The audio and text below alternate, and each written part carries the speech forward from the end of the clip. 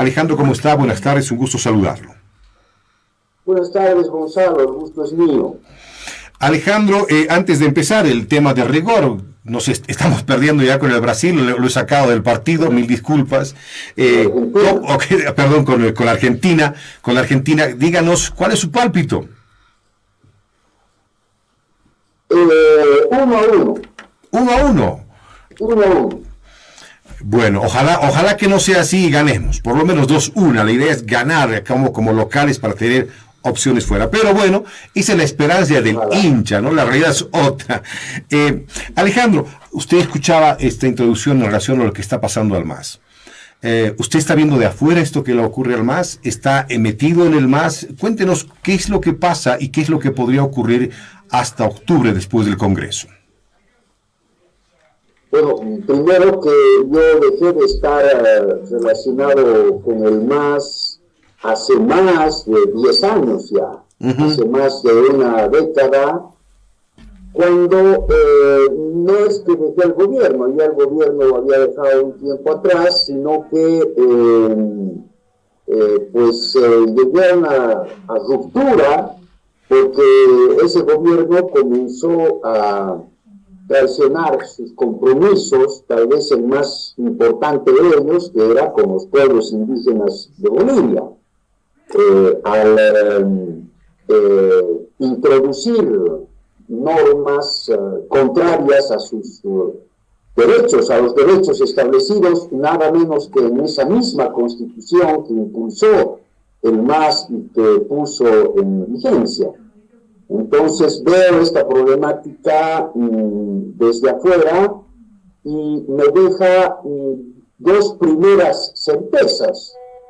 En primer lugar, que la disputa en el MAS no es aparente, no es un teatro como muchos pensaron hasta hace algún tiempo, tal vez hasta el mismo día de hoy, que se trataría de una jugada para no solamente controlar el espacio político del oficialismo, sino también el de la oposición. Pues no es así, no es así.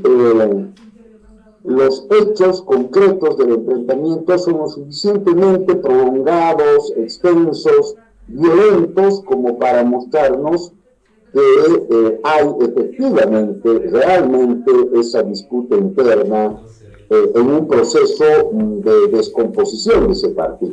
La segunda certeza es que lo que tiene de renovador el sector renovador es de renovación de lo peor que hay en el MAS, ¿no? El autoritarismo, la corrupción, los peores impulsos en ese partido.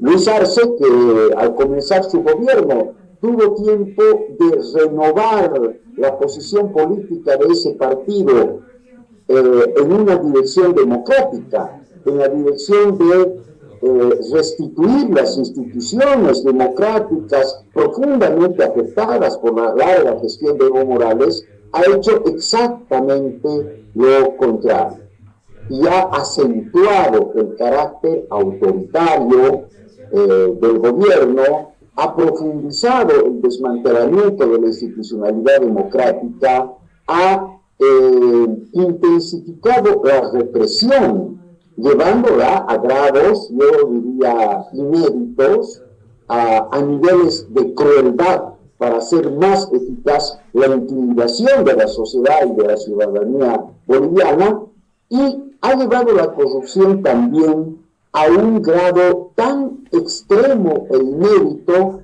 que motiva grandes preguntas. ¿Cómo es posible?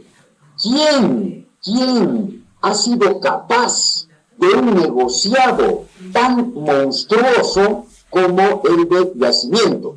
Entre paréntesis, denunciado por los evistas, ¿no? En particular por determinados exministros del presidente Evo Morales, a los que habrá que, reconocerles esta información que han puesto en dominio de la ciudadanía boliviana. Pero el hecho es que esto no había ocurrido antes. En toda la historia de Bolivia, esto es difícil de conseguir en cualquier gobierno del mundo. Y pues estamos en esta situación de estar gobernados por una renovación de lo más sórdido de la corrupción y de lo más cruel de la represión del autoritarismo. Alejandro, ¿en Bolivia hubo nacionalización? ¿Es real la nacionalización de la que habló el gobierno del MAS? No, no es. Asumo que estamos hablando de los hidrocarburos, ¿verdad? Han habido dos nacionalizaciones muy importantes en la historia universal, particularmente la primera, que parece haber sido la primera nacionalización en el mundo, la del general Toro del año 37, que mostró que el Estado sí puede administrar bien riquezas estratégicas, que puede tener un aporte económico fundamental para el avance y el progreso de un país. La segunda nacionalización, la hecha por Marcelo Quiroga Santa Cruz, de la GAEP hoy, del 68, también eficaz, valiosa para el país, pero la tercera es una nacionalización que yo diría marginal, en la que lo que retorna al control efectivo del Estado es alrededor de un 15% de los campos hidrocarburíferos, pero es un 15% que va decreciendo porque esos recursos pues se van agotando, van disminuyendo. No sé exactamente cuánto es ahora, pero es bastante menos del 10%. Eso es lo que hay efectivamente como nacionalización de los campos petroleros. Adicionalmente podemos hablar del transporte y la refinación, y no más. O sea, en resumen, no hubo nacionalización de YPFB. Una nacionalización marginal, para decir en términos precisos. Sí. Ahora bien, Sí. Usted ha hablado de los hechos de corrupción de esta organización. Yo le pregunto a Alejandro Almaraz, ex viceministro de Tierras, además intelectual, no se preveía, no había una prospección que esto podía descomponerse en el tiempo si no se tecnificaba a la gente, si no se daba educación a la gente y más bien se le dio todo lo contrario. ¿Cómo se preveía estos primeros 20 años de ese proceso de cambio? Bueno, primero que se discutía muy poco, y tengo la impresión de que esto siguió siendo así. El hecho de que surgieran estas disputas con tanta vehemencia nos da a entender eso. Y en lo poco que se discutía, pues se veía cierto grado ciertamente de improvisación, una deficiente planificación. Yo recuerdo de una preocupación del ingeniero Villegas, que en paz descanse, que decía: la austeridad no debería liquidar nuestra iniciativa económica estratégica, que es la reconstrucción de yacimientos, el avance hacia una efectiva nacionalización, al desarrollo de una industria nacional de los hidrocarburos. Pues había incomprensión en algo en lo que tenía toda la razón el ingeniero Villegas. No se puede ofrecer a técnicos del sector hidrocarburos salarios de 12.000, 13.000 bolivianos, como eran los que resultaban el tope en esta escala impuesta por la austeridad, ¿verdad? Eso ya le da una muestra de lo poco que se había planificado este proceso estratégico, y si falló esto, pues fallaron muchas cosas más. Lo que podemos percibir al paso del tiempo es que no hubo una estrategia propiamente dicha, una estrategia nacional para desarrollar el sector hidrocarburos, y para peor, rápidamente caímos en la corrupción. La corrupción no comienza ciertamente con el gigantesco caso que tenemos ahora. Ya tenemos el caso de los taladros, ¿no? De la chinos. Corrupción con los taladros, el caso las barcazas chinas. Pero se paraba solo del sector hidrocarburos. Resulta que los venezolanos que tenían que ayudarnos con tecnología, etcétera, lo que nos traen es su corrupción. La corrupción gigantesca del chavismo nos la trajeron también aquí al país, lamentablemente, y con todo eso, pues, se ha llegado al fracaso. Efectivamente, hemos caído en este sector estratégico de los hidrocarburos. 17 años después, el MAS se prepara para un congreso en medio de enfrentamientos internos con un desangramiento interno terrible que podría ser una polarización total del MAS y quizás el fin de esta organización que durante estos años se ha mostrado que es un país distinto, diferente, con sus características buenas o malas, pero es otro país. ¿Qué se espera para este octubre? ¿Quién va a ser el candidato? Según su lectura, ¿qué podría ocurrir al país? Porque ahora Bolivia ya no se entiende sin el MAS. El MAS es parte de esto que es la historia de Bolivia y a muchos años seguramente. Bueno, yo sin conocimiento de lo que está ocurriendo dentro del MAS, observando desde afuera, lo que me imagino es que ese congreso, si logra darse, cosa que está muy en duda, después de lo que hemos visto con el Congreso Campesino, está muy en duda de que pueda darse, si se da, lo elegirá, me imagino, a Evo Morales, pero esa candidatura no va a ser aceptada por el otro sector. Vamos a tener, más allá de la formalidad que pueda darse, de las siglas que puedan adoptarse, del litigio que tengan a nivel del órgano electoral, vamos a tener dos más,